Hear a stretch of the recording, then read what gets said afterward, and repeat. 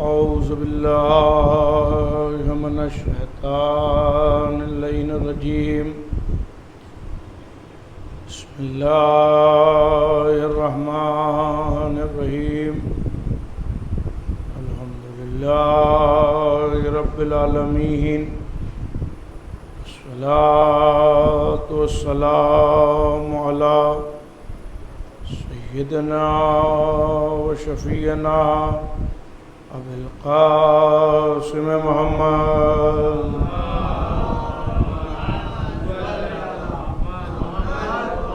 وأهل بيته الطيبين الطاهرين.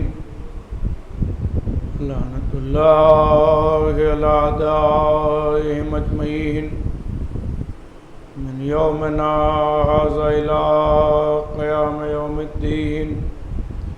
أما بعد فقد قال الله سبحانه تبارك وتعالى في كتابه المبين وهو أصدق الصادقين.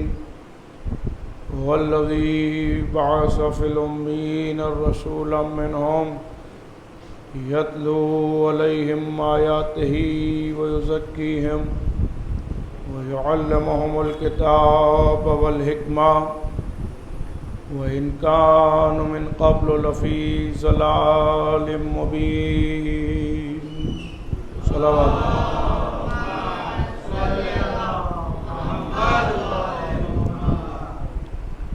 ارشاد جناب رب العزت ہے کہ ہم نے امیوں میں سے ایک رسول کو مبعوث کیا تاکہ وہ تمہیں کتاب و حکمت کی تعلیم دے اور تمہارے نفسوں کو پاک کرے، اس لیے کہ تم کھلی ہوئی گمراہی میں تھے۔ وہ رسول جو ہماری ہدایت کے واسطے اس دنیا میں آیا تھا، جس نے ہماری ہدایت کے لیے کانٹوں پر چلنا برداشت کیا، پتھر کھانا برداشت کیے، لیکن اس نے ہماری ہدایت کی۔ یوں تو ہر نبی ہدایت کے لیے آیا ہے، اور جو نبی اس دنیا میں آتا تھا وہ ہدایت کرتا تھا، لیکن ہر نبی کو معلوم تھا کہ میرے بعد کوئی نبی آنے والا ہے، لہذا اگر امت غلط راستے پر چلی گئی تو میرے بعد آنے والا نبی اسے سیدھے راستے پر لے آئے گا۔ لیکن آخری نبی کو معلوم تھا کہ اب میرے بعد کوئی نبی نہیں آنے والا ہے اور امت کو قیامت تک کے لیے رہنا ہے، لہذا کوئی اتنا پختہ انتظام کر کے جائیں کہ امت کے بہکنے کا سوال پیدا ہی نہ ہو۔ لہذا جاتے جاتے رسول نے کہا میں دو چیزیں چھوڑ کے جا رہا ہوں، ایک قرآن اور ایک اہل بیت۔ جب تک ان سے وابستہ رہو گے گمراہ نہیں ہوگے، اور کسی ایک کو بھی چھوڑ دیا تو گمراہی قریب آ جائے گی۔ دیکھیے رسول کا فرمان ہے یہ کہ میں دو برابر کی چیزیں چھوڑ رہا ہوں، دو گراں قدر چیزیں چھوڑ کے جا رہا ہوں۔ وہ اس کا مطلب یہ ہوا کہ قرآن نہ ان کے بغیر سمجھ میں آتا ہے، نہ یہ قرآن کے بغیر سمجھ میں آتے ہیں۔ اب خالی قرآن پڑھنے سے بھی کچھ نہیں ہوتا ہے۔ بھئی دنیا میں انسان آتا ہے، پڑھتا ہے، لکھتا ہے، بڑے بڑے کالجز جاتا ہے، وہاں اسے بڑی بڑی کتابیں، بڑی موٹی موٹی کتابیں ملتی ہیں پڑھنے کے لیے۔ کتاب لیے روز یونیورسٹی جاتے تھے، ٹہل گھوم کے چلے آتے تھے۔ انصاف سے بتائیے کہ کیا پڑھیں گے وہ؟ بھی ایک انگلش کی کتاب ہے، یہ کسی بھی سبجیکٹ کی کتاب ہو، سائنس کی ہو، میتھ کی ہو، کسی بھی طریقے کی کتاب پڑھنا ہو۔ ہم روز یونیورسٹی جاتے تھے، جاتے تو یونیورسٹی تھے مگر کلاس روم میں نہیں جاتے تھے۔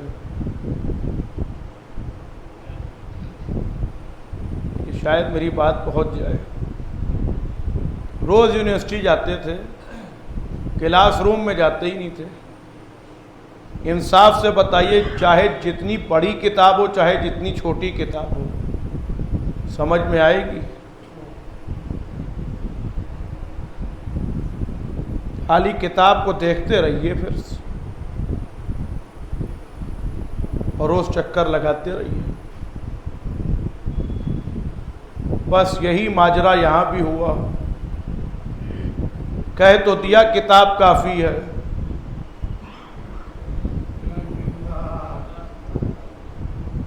مگر جو کتاب کا معلم تھا اس سے لڑ لیے۔ اسی لیے آج تک کتاب سمجھ میں نہیں آتی۔ کہہ تو رہے کتاب کافی ہے، اس نے بھی طے کر لیا کہ تم نے کافی کہا ہے، میں بغیر اہل بیت کے کافی ہوتا ہی نہیں ہوں۔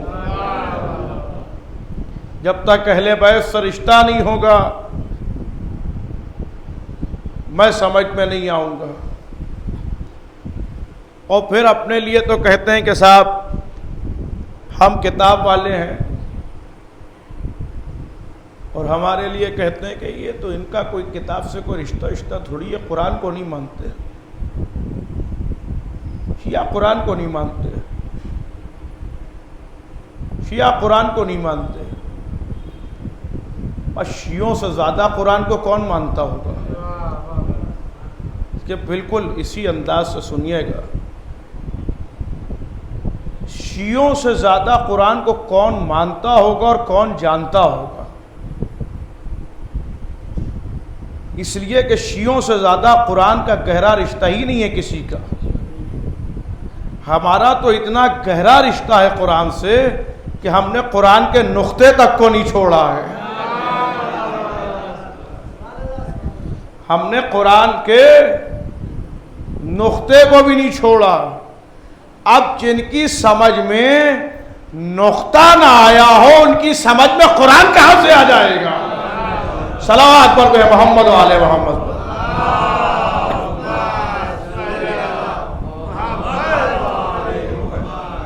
تو قرآن کا نقطہ ہمارا نقطے سے بھی رشتہ ہے۔ تو دو گراں قدر چیزیں چھوڑ کے جا رہا ہوں، ایک قرآن اور ایک اہل بیت۔ یہ دو باری چیزیں ہیں، دو وزنی چیزیں ہیں۔ جب بیلنس برابر ہوتا ہے تو آدمی ڈس بیلنس نہیں ہوتا ہے۔ دیکھیے میں کچھ کہہ گیا۔ جب آدمی کے ہاتھ میں بیلنس برابر کا ہو تو وہ ڈس بیلنس نہیں ہوتا ہے۔ اب گزرنا ہے پل سراج سے، جو بال سے زیادہ باریک ہے، تلوار کی دھار سے زیادہ تیز ہے، اور ایک ہاتھ خالی ہے۔ اب کیسے گزریں گے ادھر سے ادھر؟ چلیں گے تو اس بیلنس ہوئے گر گئے۔ ہماری بات تو چھوڑ دیجیے، اپنی بات کیجیے، ہم تو یوں ہی گزر جائیں گے۔ شاید متوجہ نہیں ہے، ہم تو یوں ہی گزر جائیں گے۔ کہ صاحب آپ کیسے گزر جائیں گے؟ جیسے جلتے ہوئے شعلوں سے گزر جاتے ہیں۔ نام علی لیں گے اور گزر جائیں گے۔ بھائی پل صراط ہے، ادھر کھڑے ہوں گے علی، ادھر ہوں گے ہم، نہیں توجہ فرما رہے، ادھر کھڑے ہوں گے علی، ادھر کھڑے ہوں گے ہم، علی کہیں گے ادھر آؤ،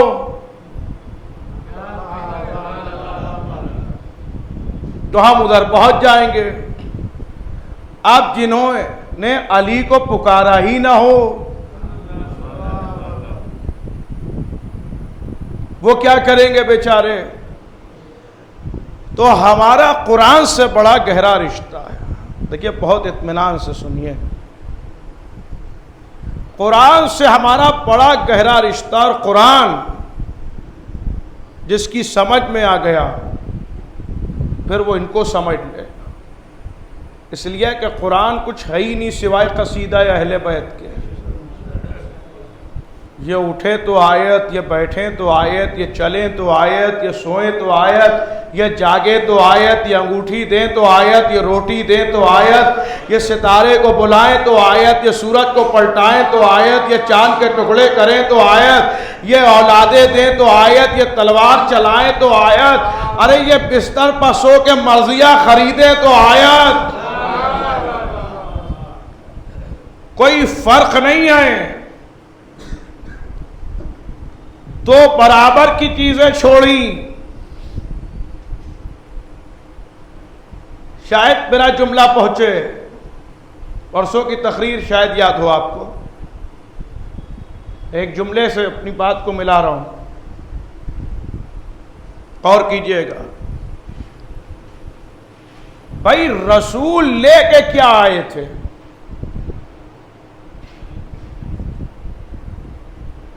بھائی رسول کیا لے کے آئے تھے؟ دو چیزیں لائے تھے، مطلب جو لے کر آئے تھے وہی چھوڑ کے جا رہے ہیں، جو لے کر آئے ہیں وہی چھوڑ کے جا رہے ہیں، جو لے کے آئے وہی چھوڑ کے جا رہے ہیں۔ قرآن کو لے کے آئے، قرآن چھوڑا، علی کو لے کے آئے، علی کو چھوڑا، قرآن کو لے کے آئے، قرآن چھوڑا، علی کو لے کے آئے، علی کو چھوڑا۔ اب کیا کہا نبی نے؟ دو برابر کی چیزیں ہیں، تو قرآن بھی معجزہ، علی بھی معجزہ۔ بھئی قرآن بھی معجزہ، علی بھی معجزہ۔ قرآن کو دیکھنا بھی عبادت۔ بھئی میرے ساتھ سفر کیجئے، قرآن کو دیکھنا بھی عبادت، علی کو دیکھنا بھی عبادت، قرآن سننا بھی عبادت، علی کے فضائل سننا بھی عبادت، قرآن کی ہر آیت معجزہ،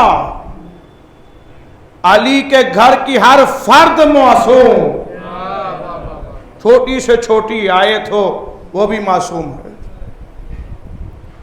قرآن کلام اللہ، علی نفس اللہ۔ قرآن ہدایت کے لیے، علی ہادی۔ قرآن رہنما، علی رہنما۔ قرآن رہبر، علی رہبر۔ قرآن میں سورہ توبہ، علی ضامن توبہ۔ یہ بات پہنچ رہی ہے نا؟ قرآن میں سورہ توبہ، علی ضامن توبہ۔ قرآن میں سورہ عمران، علی وارث عمران۔ بھئی سنیے، قرآن میں سورہ عمران، علی وارث عمران۔ قرآن میں سورہ قل هو اللہ احد، علی ثانی قل هو اللہ احد۔ علی میں اور قرآن میں کوئی فرق نہیں ہے، جو شان قرآن کی ہے وہی شان علی کی ہے، اس لیے توجہ چاہتا ہوں، جو شان قرآن کی ہے وہی شان علی کی ہے، وہ بھی معجزہ یہ بھی معجزہ، دونوں میں کوئی فرق نہیں ہے، مگر ایک فرق ہے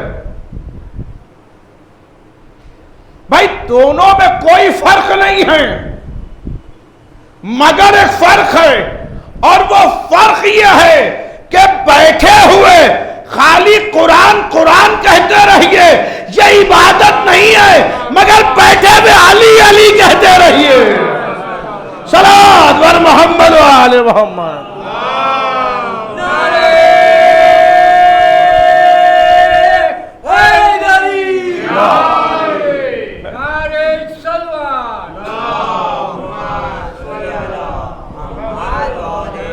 بیٹھے ہوئے خالی قرآن قرآن کہیے۔ اچھا، قرآن کے معنی کیا ہیں؟ پڑھا ہوا کس کا؟ جسے ایک سورہ بھی نہ یاد ہوا، کس کا پڑھا ہوا؟ اس کا پڑھا ہوا جس نے پیدا ہوتے ہی پڑھا۔ بھائی توجہ نہیں فرما رہے، اس کا پڑھا ہوا جس نے پیدا ہوتے ہی پڑھا۔ تو اب سمجھو علی کسے کہتے ہیں؟ جو قرآن کو قرآن بنا دے اسے علی کہتے ہیں۔ جب تک علی نے پڑھا نہیں، قرآن کا نام قرآن نہیں ہوا۔ اچھا، قرآن کیا ہے؟ وہ رسول لے کر آیا ہے، اللہ نے اپنے حبیب کو یہی تو معجزے عطا کیے ہیں۔ ایک قرآن کا معجزہ دیا، ایک علی جیسا معجزہ دیا۔ قرآن کا معجزہ وہ ہے جہاں نبی تھے وہاں دیا۔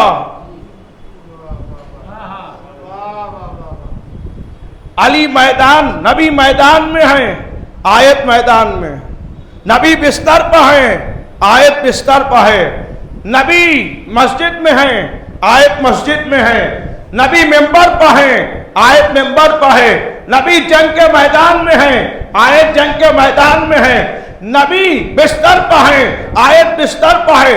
جہاں نبی ہیں وہاں قرآن آئے گا، وہاں آیت آئے گی، مگر ہم نے دو منظر دیکھے کہ جہاں نبی کو جانا پڑا، بھائی جملہ سنیے گا بھائی، جہاں نبی ہوں گے وہاں آیت پہنچے گی، جہاں نبی ہوں گے وہاں جبریل آیت لے کے جائیں گے، مگر دو منظر ملے، جہاں نبی کو جانا پڑا علی کو لینے کے لیے خانہ کعبہ تک جانا پڑا، بطول کو لینے کے لیے عرش میں جانا پڑا۔ صلوات پڑھیے محمد والے محمد پر۔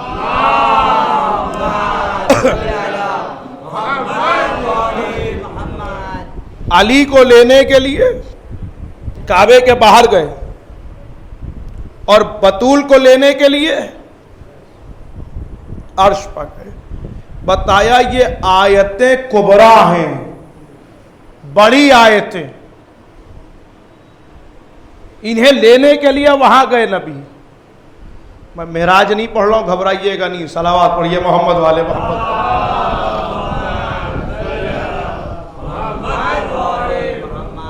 معراج عرض کروں گا، ابھی تو چھٹی مجلس ہے، آج 4 مجلسیں ہیں، انشاءاللہ کسی مجلس میں معراج سنیے گا، کیونکہ شان رسول ہی تو بیان کرنا ہے۔ وہ نبی 2 چیزیں لے کر آیا ہے، قرآن اور علی۔ جو لائے تھے وہی چھوڑ دیا، قرآن بھی چھوڑا اور علی کو بھی چھوڑ دیا۔ اب نبی کے جانے کے بعد قرآن پر حملہ ہوا، نبی کے جانے کے بعد ہمیشہ قرآن پر حملہ ہوا، تو یا علی سامنے آئی یا اولاد علی سامنے آئی۔ جب قرآن پر حملہ ہوا، نہروان میں قرآن سامنے لایا گیا، صفین میں قرآن سامنے لایا گیا۔ سمجھدار لوگ بیٹھے ہیں، تاریخ سے واقف لوگ۔ میں بالکل اسی طریقے سے جملہ پڑھوں گا جیسے پڑھ رہا ہوں۔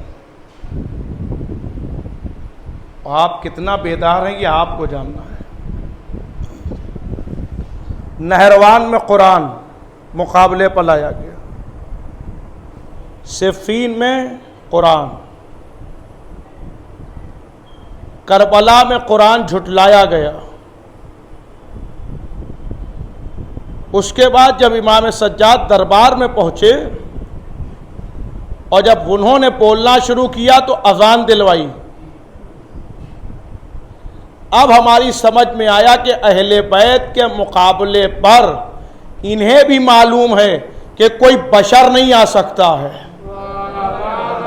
نہیں توجہ فرما رہے آپ، کوئی بشر نہیں آ سکتا ہے، اس لیے جب بھی مقابلے پر لاتے ہیں یا تو کلام اللہ کو لے آتے ہیں یا اللہ کو لے آتے ہیں، یا تو کلام اللہ کو لاتے ہیں یا اللہ کو لے آتے ہیں۔ تو جھٹلایا قرآن، اس نے کہا نہ کوئی وحی آئی تھی، نہ کوئی نبی آیا تھا معاذ اللہ، یہ تو آل محمد نے حکومت کے لیے ایک بات کہی تھی کہ نبی بھی آئے اور وحی بھی آئی۔ حسین وارث قرآن تھے، حسین وارث نبی تھے، نبی کے لخت جگر ہیں۔ اب نبوت پر بھی آ جا رہی ہے اور لائے ہوئی کتاب پر بھی آ جا رہی تھی، اور صرف یہیں تک بات نہیں رکی تھی، اللہ کی عدالت پر بات آ رہی تھی۔ لہذا حسین اٹھے اور اٹھ کے چلے، گھر چھوڑا۔ حسین ابن علی نے گھر چھوڑ کے قیامت تک بتایا کہ اگر دین پر بات آ جائے تو گھر میں نہ رہنا، گھر کے باہر نکل آنا۔ اسی لیے امام حسین نے جملہ کہا کہ یہ جتنے لوگ ہیں زبان پر ان کے دین ہے خالی، اگر دین پر وقت آ جائے گا تو یہ ابھی بھاگ جائیں گے۔ یہ تو فقط زبان پر دین رکھے ہوئے ہیں۔ حسین ابن علی کہاں چلے؟ اللہ کے گھر پہنچے، وہاں خنجر دیکھے چھپے ہوئے، اللہ کے گھر کو چھوڑا۔ اب صحرا پہنچے، اب یہ تاریخ ہے۔ صحرا پہنچے جہاں مصیبتیں، پانی بند، بچے پیاسے، سب کچھ ہے، مناظر آپ کے سامنے، ایک ایک تاریخ آپ کے سامنے ہے۔ حسین ایک ایک کا لاشا لائے، دیکھیں وراثت رسول کو سنبھالے ہوئے ہیں حسین، ایک ایک کو لے کر آ رہے ہیں حسین مقتل سے اٹھا کے۔ جب حسین خود میدان میں آئے، ایک سوال کیا، مجھے کیوں قتل کر رہے ہو؟ کہ بہت بڑا راز ہے اس میں۔ امام نے کیا پوچھا؟ مجھے کیوں قتل کر رہے ہو؟ کہ آپ کو آپ کے بابا کے بغض میں مارا جا رہا ہے۔ امام نے کیا کہا؟ میں نے حلال محمدی کو حرام کر دیا یا حرام محمدی کو حلال کر دیا؟ کوئی جواب نہیں آیا، صرف ایک جملہ آیا، آپ کے بابا کے بغض میں مارا جا رہا ہے، آپ کو آپ کے بابا کے بغض میں مارا جا رہا ہے، آپ کے بابا کے بغض میں مارا جا رہا ہے۔ اس کا مطلب یہ ہوا کہ کربلا کی جنگ ولایت کے لیے ہو رہی تھی۔ سنیے توجہ کے ساتھ، کربلا کی جنگ ولایت کے لیے ہو رہی تھی، کسی اور مقصد کے لیے نہیں ہو رہی تھی۔ اچھا، حسین نے کیا پوچھا؟ کیوں مار رہے ہو؟ کیا میں نے حلال کو حرام کر دیا یا حرام کو حلال؟ انہوں نے کہا بغضاً لأبی، آپ کو آپ کے بابا کے بغض میں مارا جا رہا ہے۔ اچھا ٹھیک ہے، بات تمام ہو گئی، امام حسین شہید ہو گئے، سر تن سے جدا ہو گیا۔ نیزے پر سر پہنچا. بھئی اب جملہ سنیے گا. نیزے پر سر پہنچا. جو دشمن نے لشکر کی تعداد لکھی ہے وہ 35,000 لکھی، ورنہ 9 لاکھ لشکر تھا کربلا میں. 9 لاکھ لشکر. اب ان 9 لاکھ لشکریوں میں، یزیدیوں میں، شامیوں میں نیزے پر ایک آفتاب بلند ہوا. ارے بھائی جملے کی تو قدر کیا کیجئے بھائی. شامیوں کے بیچ میں نیزے پر آفتاب بلند ہوا. بولے حسین قرآن. بھائی میں فکر رکھ رہا ہوں نا. حسین بولے. یزید نے کیا کہا تھا؟ کوئی وحی نہیں آئی، کوئی قرآن نہیں آیا. تو جب حسین نے آیتوں کی تلاوت شروع کی تھی تو کسی یزیدی کو نکل کے کہنا چاہیے تھا کہ جو حسین پڑھ رہے ہیں یہ قرآن نہیں ہے. ارے بھائی توجہ ہے کہ نہیں ہے؟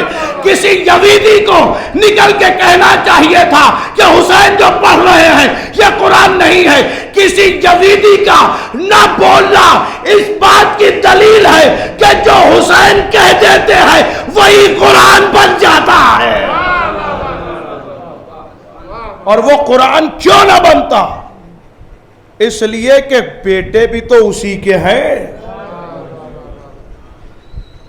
کسی ایک یزیدی نے نہیں کہا کہ جو حسین کہہ رہے ہیں یہ قرآن نہیں ہے. نیزے کی بلندی سے حسین نے قرآن سنایا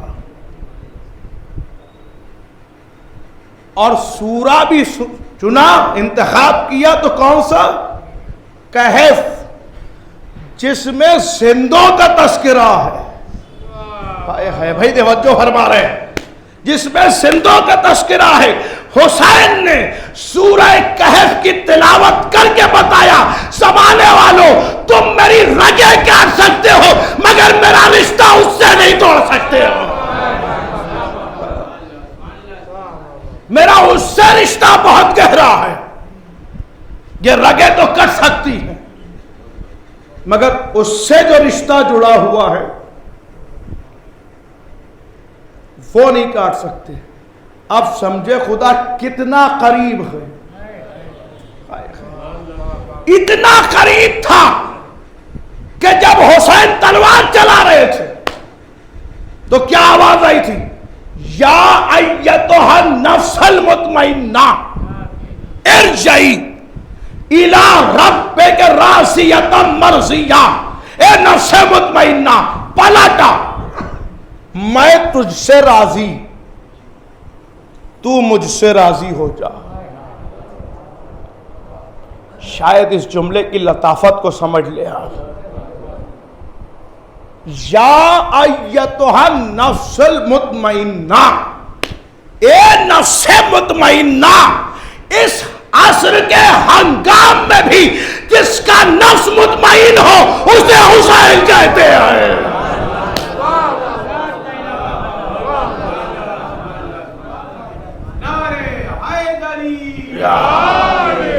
اتنے ہنگام میں بھی جس کا نفس مطمئن ہو اسے حسین کہتے ہیں. ارجعی الی ربک راضیۃ مرضیہ. آپ پلٹا میرے رب کی طرف، میں تجھ سے راضی ہو گیا، تو مجھ سے راضی ہو جا. اب چلاتے رہو اللہ راضی ہو جا، اللہ راضی ہو جا، اللہ راضی ہو جا. اللہ نے کربلا کے میدان میں حسین کو آواز دے کے بتایا اگر حسین راضی ہوگے تبھی میری رضا ملے گی، ورنہ میری رضا نہیں ہے. پوری کائنات رضا الہی چاہتی ہے مگر خود وہ حسین کی رضا چاہتا ہے. پلٹا اور میری جنت میں آ جا. ہائے ہائے ہائے، میں تجھ سے راضی ہو گیا. کیا جنگ کی ہے امام حسین نے. شدے. کیا قیامت کی جنگ کی ہے امام حسین نے. زندگی رہی تو پڑھوں گا کبھی جو امام حسین نے جنگ کی ہے. صبح سے لے کر, میں نے کسی مجلس میں پڑھا تھا نا کہ 6 بجے سے 4 بجے تک کی اگر جنگ ہوئی تو اس میں حسین نے لاشیں بھی اٹھائیں.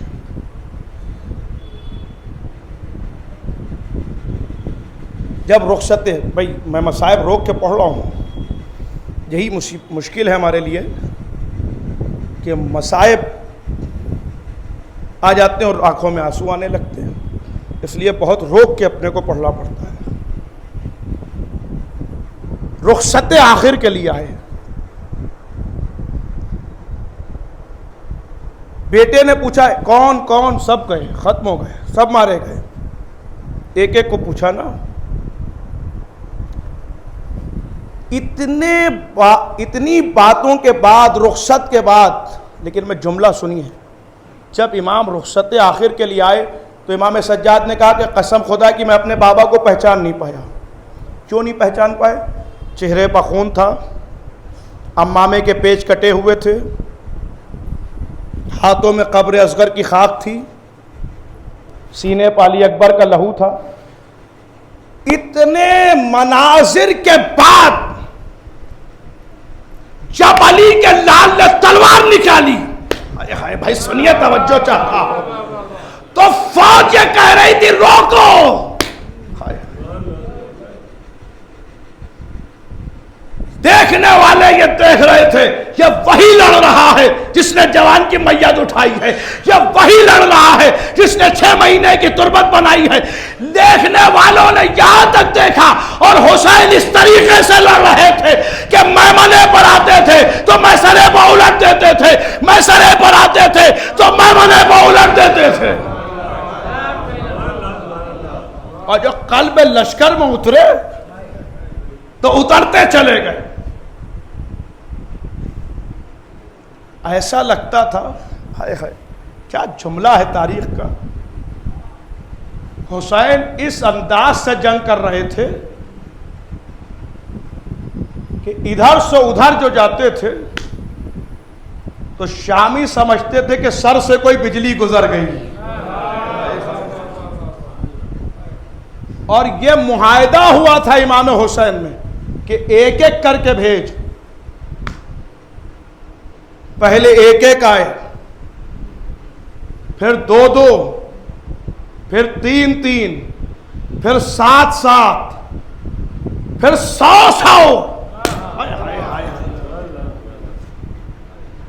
حسین کی تلوار چل رہی تھی, اس کا بیٹا لڑ رہا تھا جو کسی میدان سے فرار نہیں کر سکا, جو کبھی بھاگا ہی نہیں. فاطمہ کی گود کا پالا لڑ رہا تھا. اب جو حسین لڑتے رہے تو سارے لشکر نے گھیر لیا, لیکن حسین نے وہ حملہ کیا کہ ایسا لگتا تھا کہ لشکر کے بیچ میں حسین نہیں ہے بلکہ حسین لشکر کے چاروں طرف پھر رہے ہیں. صلوات پڑھیے محمد و آل محمد پر. یہ منظر تھا. کوئی ایسے جنگ کرے گا؟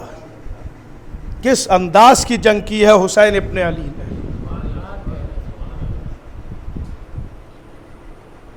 کسی کے برابر سے گزرتے تھے تو ایسا لگتا تھا کوئی گزرا. ختم. میں کہہ رہا ہوں کہ بہت وقت چاہیے امام حسین کی جنگ کے لیے.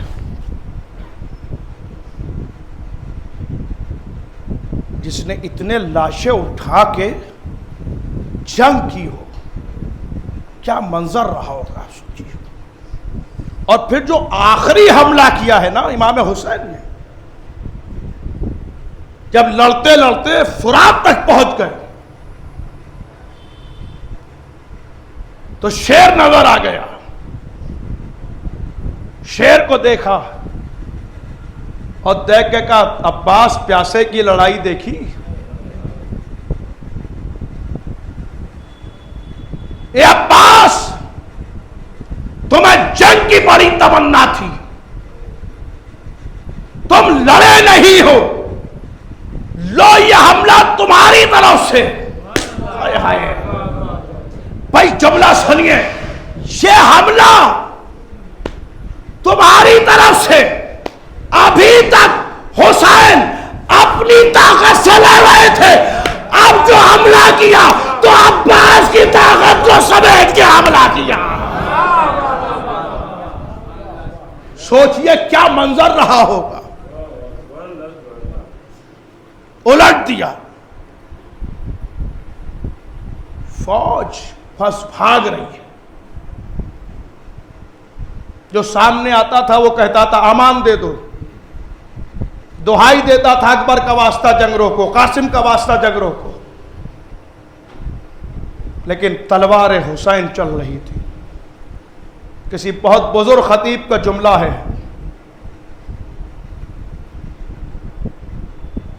کیا خوبصورت جملہ کہا، وہ فرماتے ہیں کہ میدان کربلا میں حسین کی لڑائی کا عالم یہ تھا کہ شجاعت کی چکی چل رہی تھی اور ظلم کے دانے پس رہے تھے۔ شجاعت کی چکی چل رہی تھی، جو آتا تھا پستا چلا جانا تھا۔ تو اب سوچنے کا مقام ہے کہ جب حسین کا یہ عالم ہے، اسی لیے امام حسین نے اپنی طاقتیں تقسیم کر دی۔ اگر کہیں حسین ان طاقتوں کو لے آئے ہوتے کربلا میں تو پھر جنگ کا نقشہ ہی کچھ اور ہوتا۔ ایک محمد حنفیہ جن کی طاقت اللہ اکبر، مولا علی کی ایک ذرا تھی جو بڑی ہو گئی تھی، مولا علی نے نشان لگا کے دیا کہ لوہار سے کٹوا لو۔ کہا میرے بابا لوہار کے پاس جانے کی کیا ضرورت ہے، جھٹکا دیا، کڑی سے کڑی ٹوٹی۔ بھائی اتنی خاموشی سے سن رہا ہے، محمد حنفیہ نے اب جو جھٹکا دیا نا، کڑی سے کڑی ٹوٹ گئی۔ سوچئے کس بلا کی طاقت ہوگی۔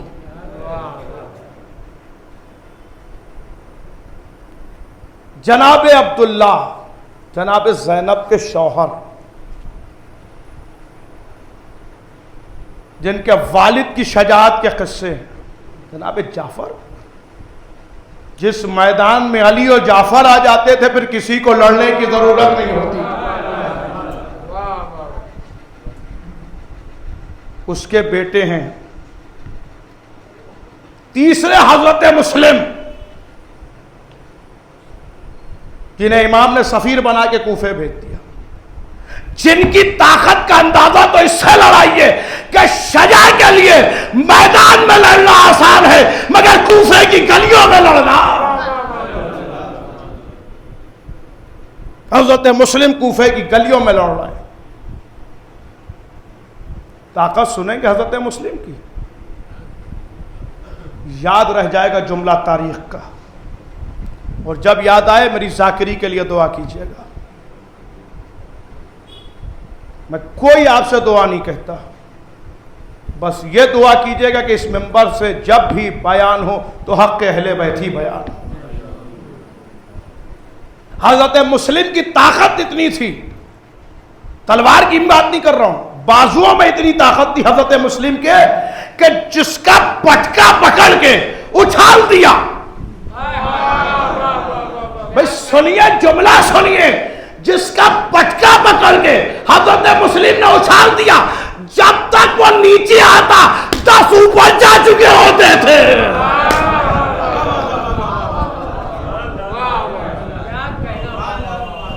جب تک وہ نیچے آتا تھا 10 اوپر ہوتے تھے. یہ بازوؤں کی طاقت تھی. وہ تو مسلم کو میدان نہیں ملا. بھائی گلیوں میں تلوار چلانا اور شجاعت کا یہ عالم تلوار چل رہی ہے اور لکھا جا رہا ہے لشکر اور بھیجو اور بھیجو. جب پسر سعد نے گھبرا کے کہا ابن زیاد نے کہ کتنا لشکر چاہیے، تو ادھر سے جواب دیا گیا کیا تو نے کیا سمجھ لیا ہے یہ ہاشمی خون لڑ رہا ہے، یہ ہاشمی خون لڑ رہا ہے. حسین نے اپنی طاقتیں جدا کی. پھر ایک طاقت کا نام ہے عباس، جسے جنگ کی اجازت نہیں دی، جس کی نظروں پر شامیوں کو موت آتی ہو، اس کی تلوار چلتی تو کیا ہوتا. کل عرض کروں گا. گفتگو تمام ہو گئی. یہ ہے منزل میرے آقا کی، جس نے اس انداز سے لڑائی لڑی. وہی کہہ رہا تھا اے عباس، تمہارے بعد ان اشقیاء نے مجھے اکیلا سمجھ لیا.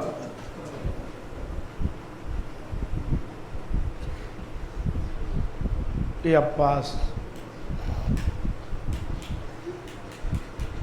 جب حضرت امام حسین علیہ السلام حضرت عباس کے لاشے پر پہنچے ہیں نا،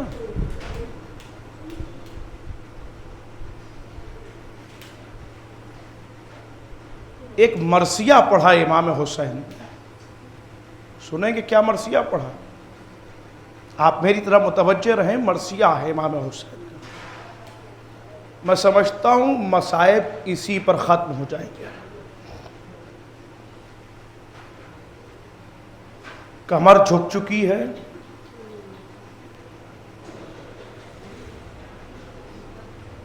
عباس کو دیکھا اور دیکھ کے کہا میرے عباس، اب وہ آنکھیں جاگیں گی جو تہرے رہنے سے سو جاتی تھی.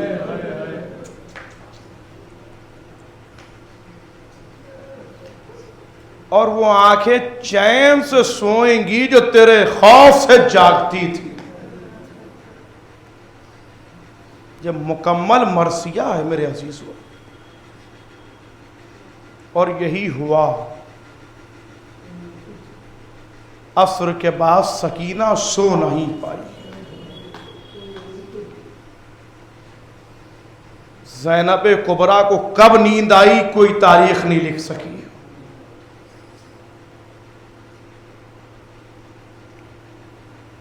میرا بیمار امام کب سویا. اللہ اکبر. جس کے ہاتھوں میں ہتھکڑیاں، پیروں میں بیڑیاں، گلے میں طوق خاردار، کمر میں لنگر.